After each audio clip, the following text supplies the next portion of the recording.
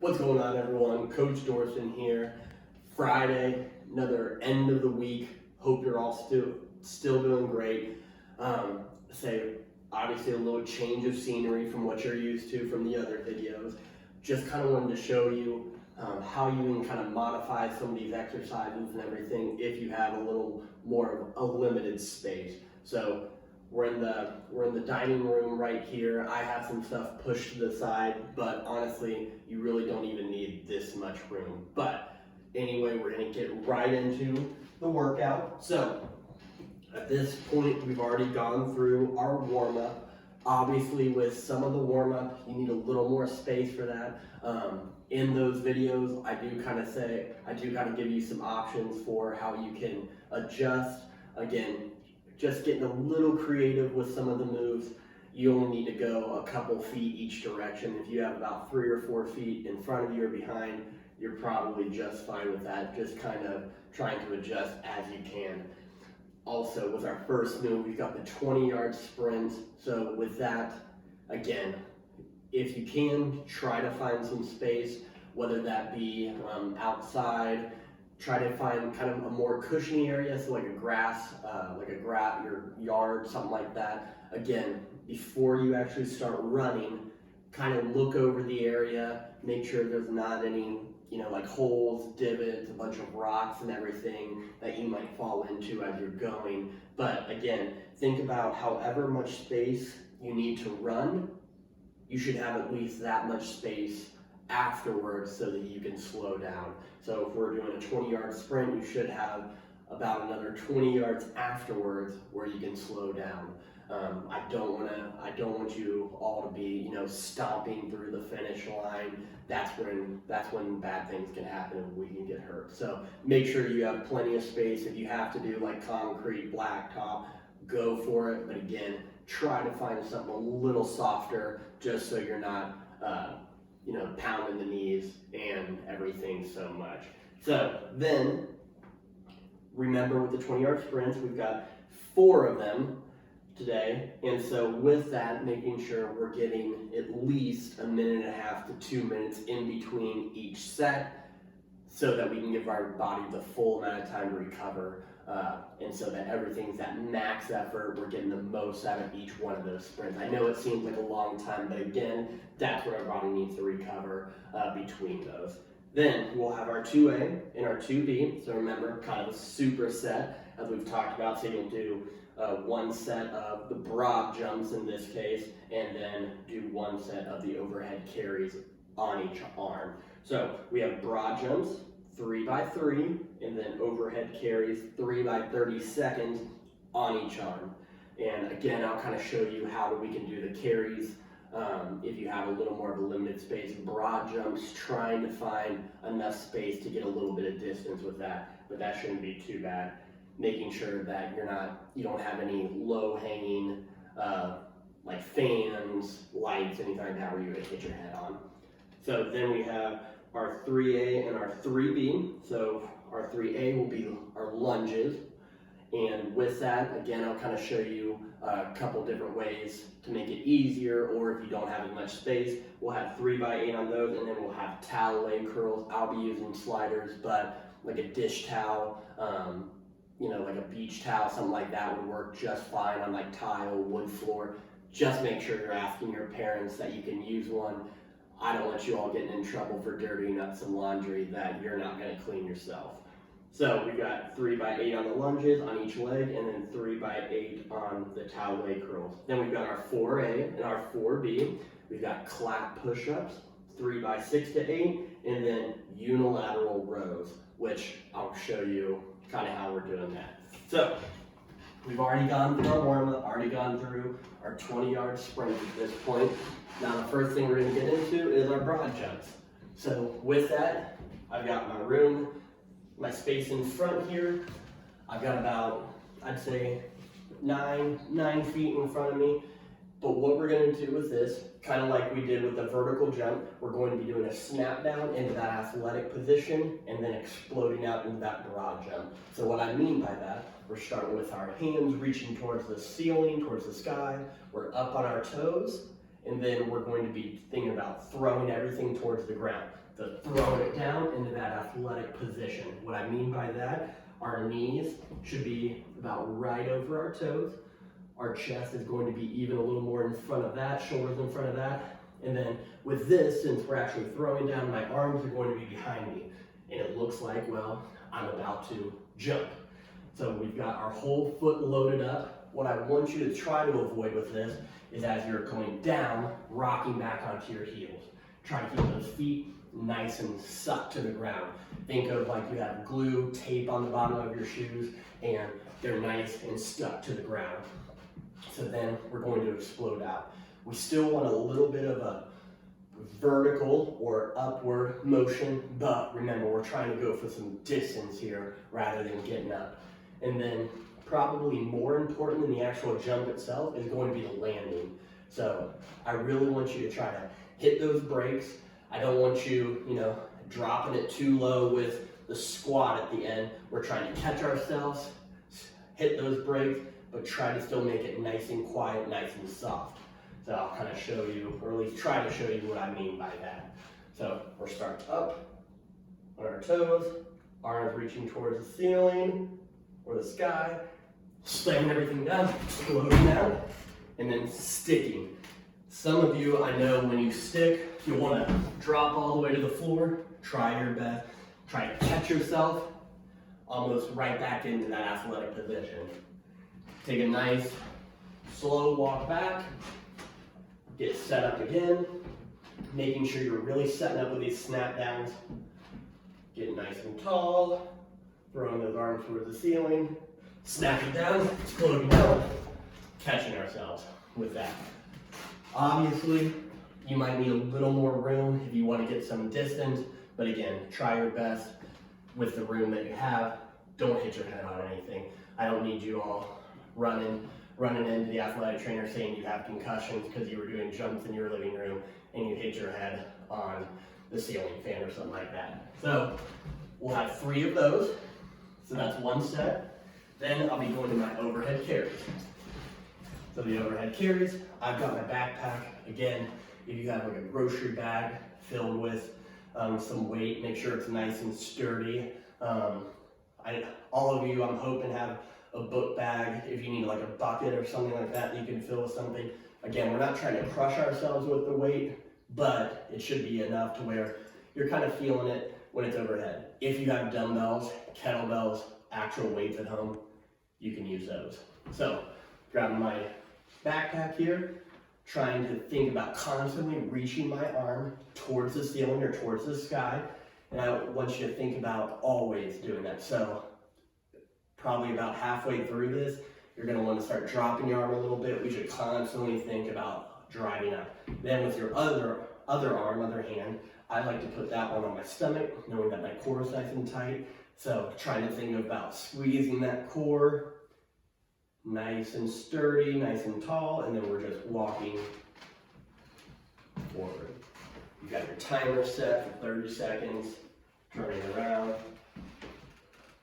walking back. You can see that I don't need a lot of room for this. If you don't even have that much room, you can stand in place, driving that arm up towards the ceiling, and almost getting like an alternate march with that. 30 seconds and switch arms.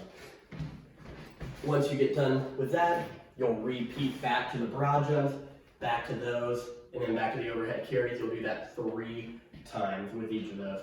Then we'll be going to our lunges and our towel leg curls. So for the lunges, again, with these, I've demonstrated these before. I'll kind of go through it again, making sure we're keeping our chest nice and tall, nice and proud. Then we're going to be taking a step forward, making sure we're nice and controlled, going down, making sure that our knee is not going over our toe. Then coming up, going to the other side. Again, nice and tall with the chest. Our back leg should almost be like a straight line down from our shoulders to our hips to our knees. It should be a straight line and coming back up. If that's a little hard for you, which it might be, I want you to try reverse lunges. So again, same thing, are nice and tall, stepping back, pushing up, and then stepping back. Again, it makes it a little easier for you not to have that knee go over your toe, kind of loads up your glutes, your butt a little more. And if you don't have as much room to actually kind of walk back and forth with this, you can stay in place. So I'm gonna go with a forward lunge here, stepping forward. Again, not letting that knee go over our toe, pushing back, forward, back. And then if you need to do a reverse lunge, same kind of thing. Going back, keeping our chest nice and tall. Coming back to the start, other side, chest nice and tall, back to the start. If you need to add a little weight, you can put your backpack on, or if you have, some dumbbells you can hold in your hands, anything like that, if you need a little weight added to it. So 8 on each leg, and then we'll be going to our leg curls. So with our leg curls here, again, I've got sliders. A dish towel works just fine with these. It'll probably make it a little harder than these do. But with these, we're gonna start down, kind of in that position where we're in our warm up, where we're about to do our single leg glute bridge. We've got both legs down. We're thinking about trying to make about a 90-degree bend at the knees. Then we're reaching our fingers down towards our toes. We are pushing our shoulder blades into the ground, and then we're tightening our core. So think about trying to take the space away from your low back and the floor in this case. Our toes should be pulled towards our knees, so nice and tight with everything. Then we're pushing our hips towards the ceiling. From there, you're going down and back up. Down, back up. If you need to make these a little harder, just try to go slower on the way down. So think about 3 seconds on the way down. So again, everything's nice and set up, nice and tight. Drag it up. Then think about 1, 2, 3, and then coming back up. If you still need to make it even harder than that, think about going down. 1, 2, 3, and then reversing that. So 1, 2, 3, and that would be 1. If you're making it harder like that, or if these are a little tricky just to begin with, again, we say 3 by 8. If you need to go 3 by 5, 3 by 6, just trying to keep that nice solid technique, making sure that you're really feeling it kind of in the glutes and the hamstrings with that. So going back and forth between those. Then our last 2 movements before our finisher, we're gonna have clap push-ups. So with these, we've done these before, I'll go over them again. So we're going to kind of get into a high plank position or push-up position. Hands a little more than shoulder width apart with this. Straightening out everything else, making sure that our core is nice and tight. Our glutes, our butt is squeezed together. Then I want you to think of still controlling it on the way down. So going down and then exploding up, catching yourself. Now, if that's a little tricky for you, again, probably I want you to at least do the first 1 or 2 reps with just an explosive push-up. So what I mean by that, same setup, going down, exploding up, catching yourself. Going down, going up, catching yourself. And then, if you feel like you're pretty explosive with that, then you can add the clap into it. If that's tough for you, again, just stick with either a regular push-up, or if that's too easy for you, at least try the 3-second eccentric push-up. So what I mean by that, starting up, and then going down. 1, 2, 3, and then back up. If that's tough for you, I just want you to get the 3-second on the way down and then resetting. So what I mean by that, everything nice and tight. Down 1, 2, 3, and then putting your knees down, getting yourself back up with that. If all of those are still tough for you, just try to elevate the surface. So go to a step. I've shown you that before. Go to a step, go to a staircase, bring your arms up a little higher. That'll make it a little easier. Still go with that 3-second eccentric on the way down, and then trying to push yourself back up. But we're just trying to maintain that nice solid form. So that'll be 3 by 6 to 8. So doing one set of 6 to 8, then we'll be going to our unilateral row. So I've got my backpack again, grocery bag, backpack, suitcase, regular weights if you have it, go for that. But I've got my backpack here filled with some books. Hope you're all still studying, still keeping up with your schoolwork. Then I'm going to take that, and I'm only having it on one side of my body. So unilateral means one side. So what I'm going to do, get my feet about shoulder width apart, nice strong stance. And then we've been doing the ones where we've had our hands stabilized or we've had a sprinter stance. This is going to be pushing our hips back, trying to create that nice tabletop position. So kind of like when we did our reverse flies. I'll show you to the side. Pushing our hips back, getting a nice straight line in our back. And I want you to feel this in your hips. You should feel this kind of in your butt, maybe a little bit in your quads or the front of your legs. But again, I don't want this to be in your low back. So think about reaching that butt backwards. And then, nice and tight, pulling that arm up. And then back down. Just like a row, but we're keeping it on the outside of our legs. Now with this, your body's naturally gonna kind of want to turn to the side. Don't let it. Making sure that our chest is staying square to the ground the whole entire time. We're going up, back down. If it helps, I always think it helps to kind of think of following the line of your leg. So my arms to the side, and I just kind of pull my elbow along my thigh.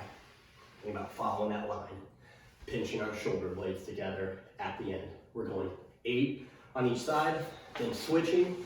If you need to make this harder, again, you can try to add a little more weight to it, or getting into our position, pulling up, holding 1, 2, 3, and then back down. Trying not to let that weight touch the ground. 3 by 8 on that one, so popping back and forth between the push-up and the row. Now, our finisher is going to be wall sits for time. If last time you did it, whatever time you got, try to beat that time. Or one other thing you can try is adding a little weight to it. So I'm gonna get my backpack this time, getting set up again, kind of like with everything else. We're tightening up our core, so trying to take the space away from our low back and the wall. Try not to have our feet too far behind us or too far in front.